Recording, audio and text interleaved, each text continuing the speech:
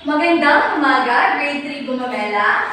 Magandang umaga po. Bago tayo magsimula, ay inaanyahan kong ang lahat na tumayo ng maayos para sa ating pangunang panalangin. In the name of the Father, and of the Son, and of the Holy Spirit. Amen. Maraming salamat po, Panginoon, sa mga aral na inyong tinuro sa pamamagitan ng aming guro. Aming hinihiling na sana magkaroon kami ng kalakasan at katatagan upang muli namin mapagyaman ang aming kaisipan. Pinupuri ka namin at pinapasalamatan sa lahat ng biyaya. In Jesus' name, we pray. Amen. In the name of the Father, and Son, and the Holy Spirit. Amen. Sa muli, magandang umaga. Magandang umaga po. Bago kayo magsipo ay ayusin muna ninyo ang inyong mga upuan at pulutin ang mga kalat sa ilalim ng inyong mga upuan.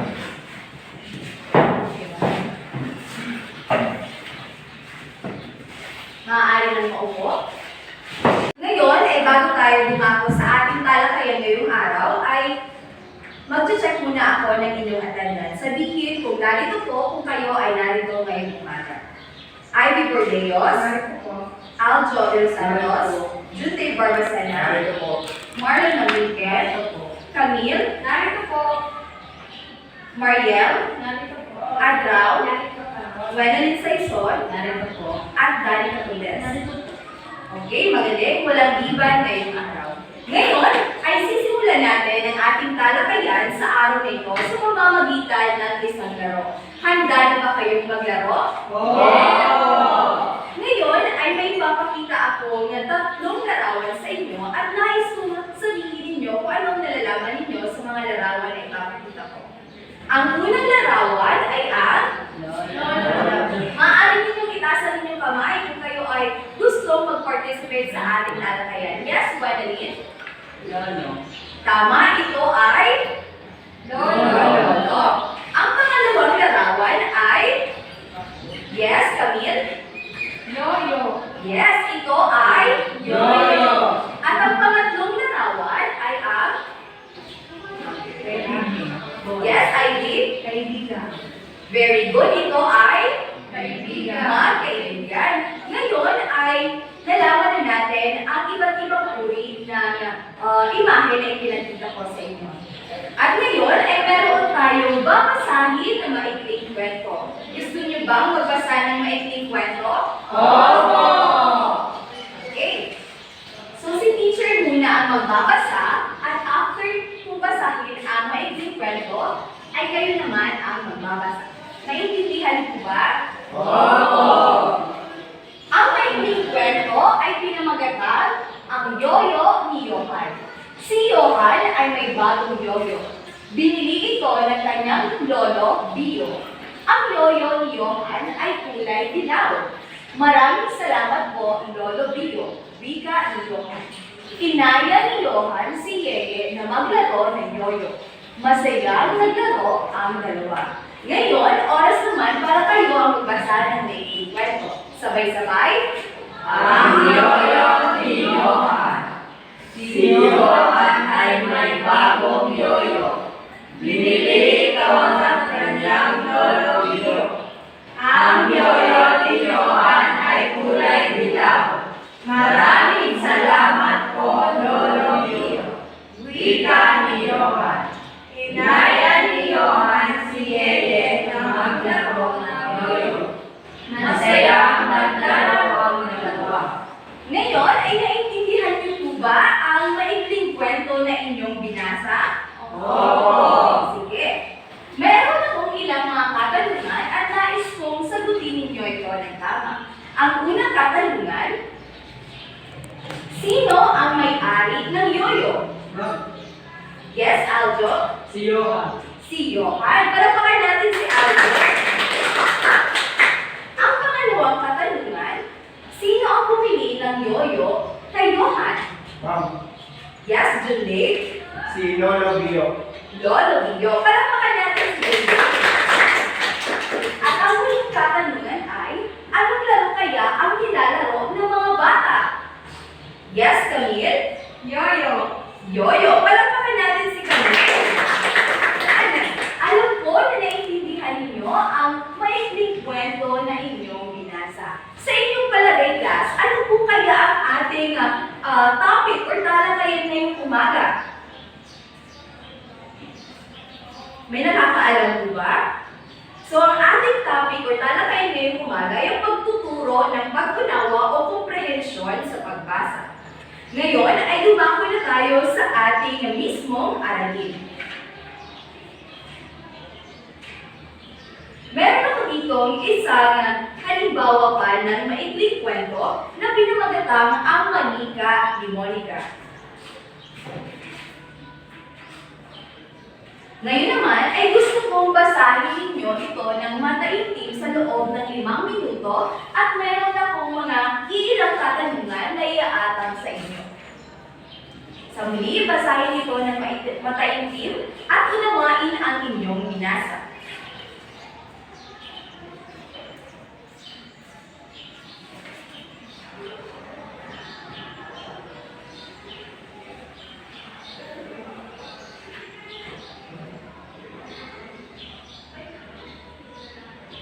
Okay, class, tapos na po bang basahin ang maikling kwento na pinamagatang Ang Manika ni Monica? Opo. Ngayon ay meron ako sa inyong 4 na katanungan patungkol sa maikling kwento na Ang Manika ni Monica. Ang unang katanungan ay, sino ang may lumang manika? Yes, Ivy? Si Monica. Si Monica ang may lumang manika. Palakpakan natin si Ivy. Ngayon, ang pangalawang katanungan ay, sino naman kaya ang nagbigay nito kay Monica? Yes, Wenalyn? Si Mama Mona. Si Mama Mona. Bigyan natin ng tatlong palakpak si Wenalyn. Very good. At ang pangatlong katanungan ay, ano ang pangalan ng manika? Yes, Marlon? Monica. Monita. Palakpakan din natin si Monica. At ang huling katanungan ay, ano ang laruan ni Monica? Yes, Camille? Manika. Manika. Palakpakan natin si Camille. Ayan. Batid ko na naunawaan ninyo ang maikling kwento na inyong binasa sapagkat nasagutan ninyo ang mga katanungan na ibinigay ko. Ngayon ay meron naman akong katanungan. Ano kaya sa tingin nyo ang mga estratehiya upang mas maunawaan natin ang ating binasa na maikling kwento? Paano nyo ba nauunawaan ang mga binabasa nating maikling kwento? Anyone? Yes, John Dave? Binabasa ko lang mabuti at iniintindi. Very good! Binabasa ng mabuti at iniintindi ang bawat linya or sentences ng mga or ng maikling kwento nito. Dahil, class, kung hindi natin iintindihin ng maayos, ang maikling kwento na binabasa natin ay hindi natin maiintindihan or mauunawaan ang nilalaman ng kwento. Ngayon naman ay dumako tayo sa isang group activity. Handa na ba ang lahat para sa ating group activity? Opo. Ngayon ay aatasan ko kayo na magkaroon ng 3 pangkat. Magbibilang kayo ng 3 pangkat. 1, 2, 3. 1, 2, 1, 2.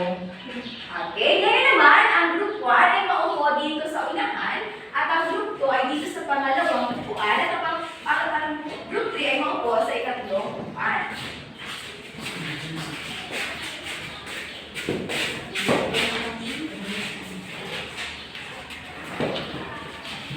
Ngayon ay gusto ko tumayo ang unang grupo. Kayo po ang unang grupo. Ayan. Ang babasahin niyong maikling kwento ay ang patungkol. Basahin po. Ang baboy ni Okay, maupo ang group 1. Ngayon naman, para sa ikalawang pangkat,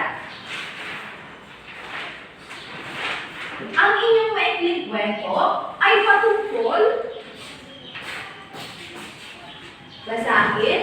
Ang lobo ni Loren. Ang lobo ni Loren. At ang pangatlong maikling kwento ay patungkol naman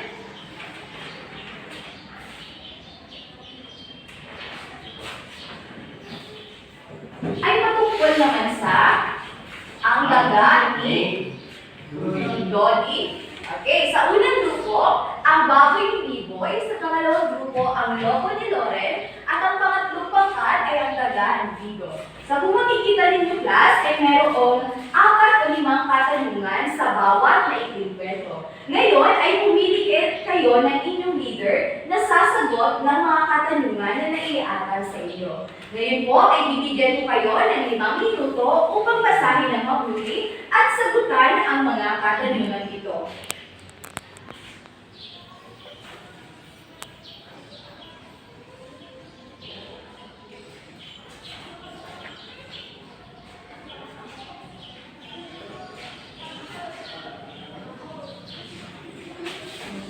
Tandaan, sa pagbabasa ng maikling kwento, kinakailangan na basahin ng mabuti at unawain ang bawat detalye upang mas maunawaan ang nilalaman ng kwento.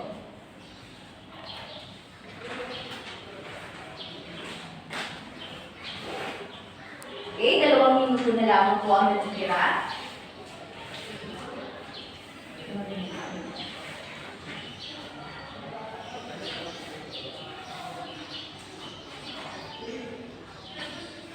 Okay, time's up. Ngayon ay tumayo ang unang grupo at pumunta dito sa unahan. Dito po kayo sa unahan at sabay-sabay ninyong basahin ang unang maikling kwento. Okay, 1, go. Ang baboy ni Giboy. Si Giboy ay may alagang baboy. Ang pangalan nito ay Buboy. Madalas niya itong paliguan.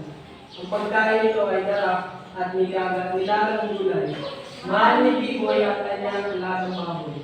Gumawa ang tatay ni Giboy ng ayos na kulungan. Salamat po, tatay. Wika ni Giboy. Okay, magaling. Ngayon naman ay sino ang maaaring magsagot ng 4 na katanungan ito? Okay. Ngayon, basahin yung lahat ang unang katanungan.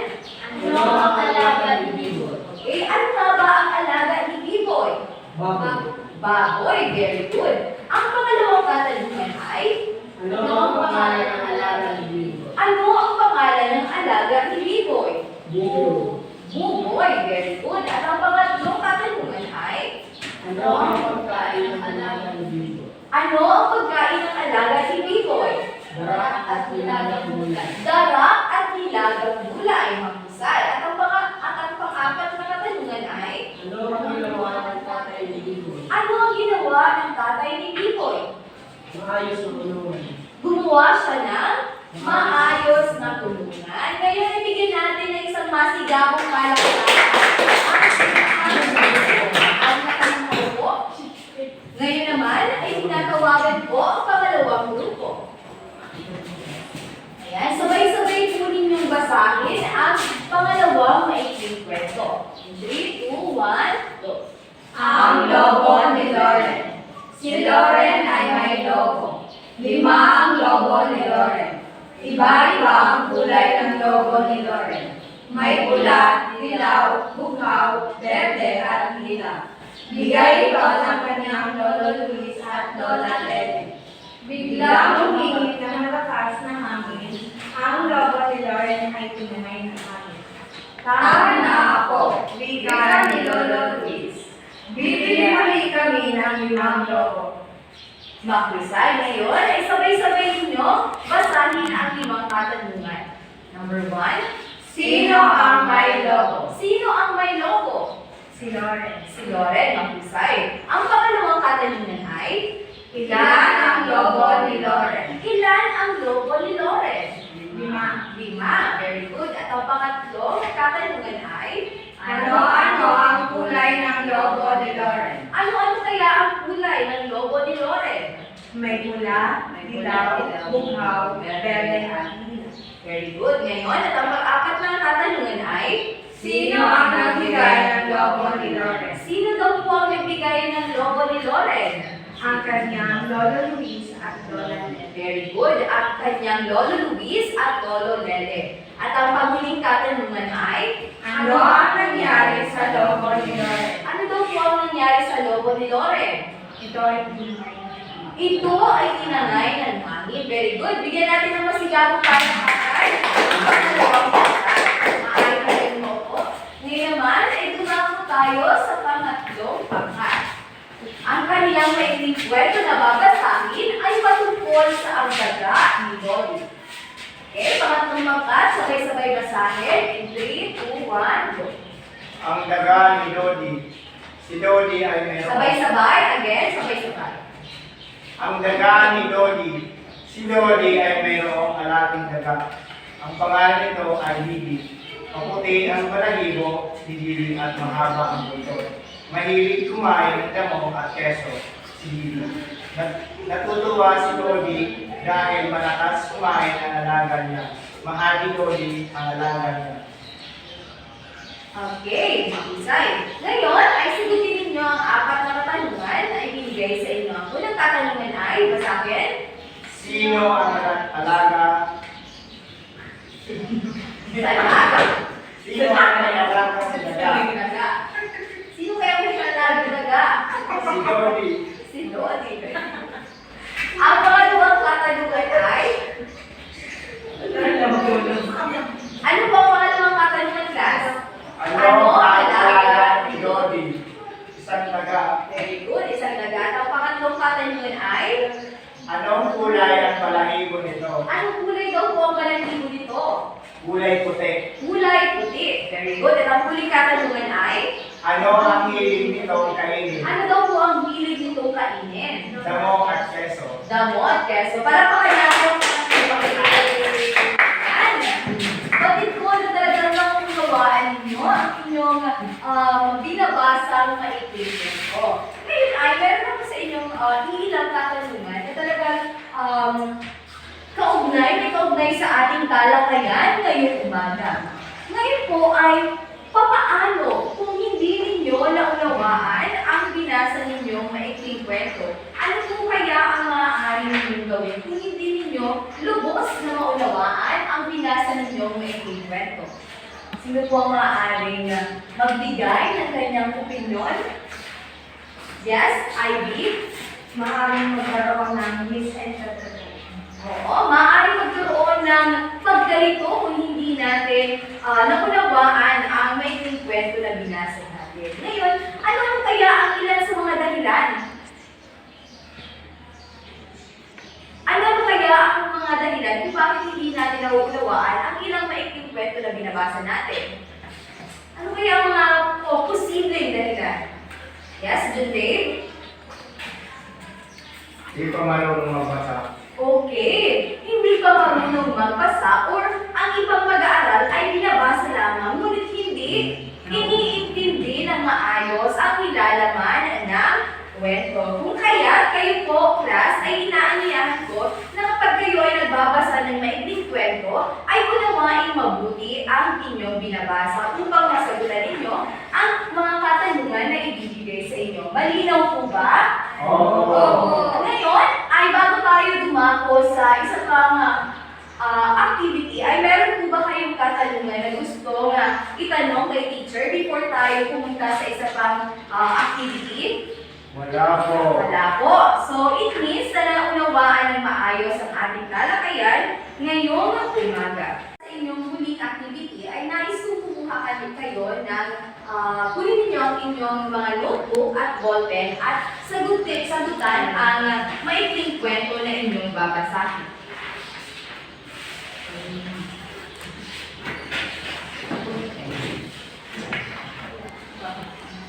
Ayan.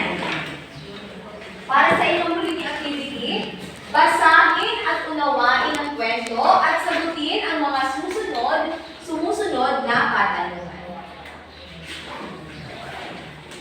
Ang title ng maikling kwento, basahin. Ang Kaarawan ni Lala. Okay, ang Kaarawan ni Lala. Ngayon ay basahin ng mabuti ang maikling kwento na ito at sagutan ang apat na katanungan na narito sa inyong lahat. After 2 minuto ay kukunin ko ang inyong mga papel at i-check natin kung tama ba ang inyong mga kasagutan sa katanungan na ibigay ko sa inyo.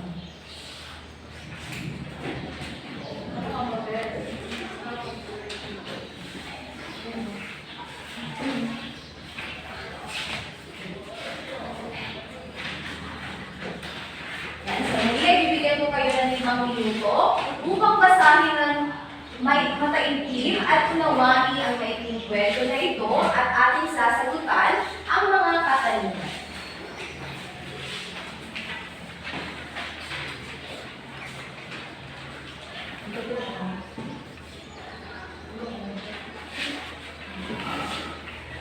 Okay, tapos na po ba? Oo. Hindi pa. Sige, hintayin natin si Wenay na matapos sagutan ang mga katanungan na ito.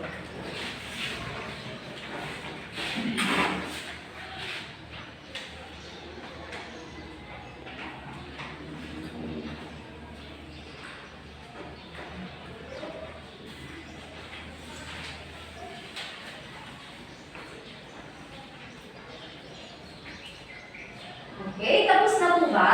Hindi pa po. Sige.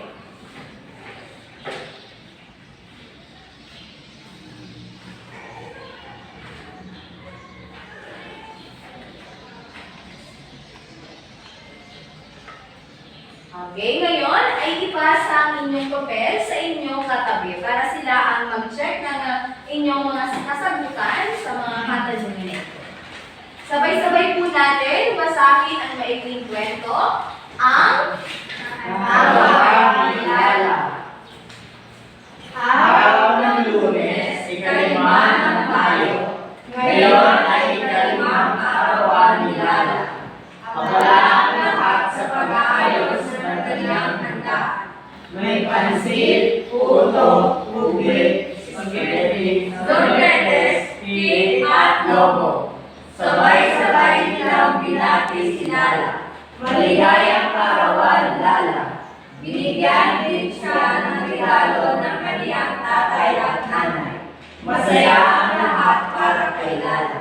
very good. Ngayon ay sasagutan natin ang mga katanungan dito. Ang unang katanungan ay, sino ang may kaarawan? Yes, Wenay? Si Lala. Si Lala. Very good. Ang pangalawang katanungan ay, basahin. Ano araw ng kaarawan ni Lala? Anong araw daw po ang kaarawan ni Lala? Yes, Aljo? Araw ng Lunes, ikalima ng Mayo. Araw ng Lunes, ikalima ng Mayo. Very good. At ang pangatlong katanungan ay, ano-ano ang handa ni Lala? Yes, Ivy? Pansit, puto, ube, spaghetti, sorbetes, cake, at may mga Very good. Meron daw pansit, puto, ube, spaghetti, sorbetes, cake, at lobo. At ang huling katanungan, basahin. Sino ang nagbigay sa kanya ng regalo? Sino daw po ang nagbigay sa kanya ng regalo?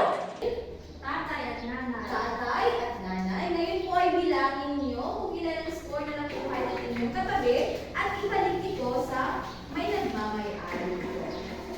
Ngayon, ititingnan natin kung sino ang mga nakakuha ng tamang mga kasagutan. Sino po ba ang nakakuha ng 1? Itaas ang kamay. Okay, wala. Score na 2. How about 3? Yan, si Camille. At score na perfect score. 4. Ayan, very good. Palakpakan ninyo ang inyong mga kasagutan. Ngayon ay alam kong naunawaan ninyo ang bawat maikling kwento na inyong binabasa. Sa ating pagtatapos class, ay kunin ninyo ang inyong aklat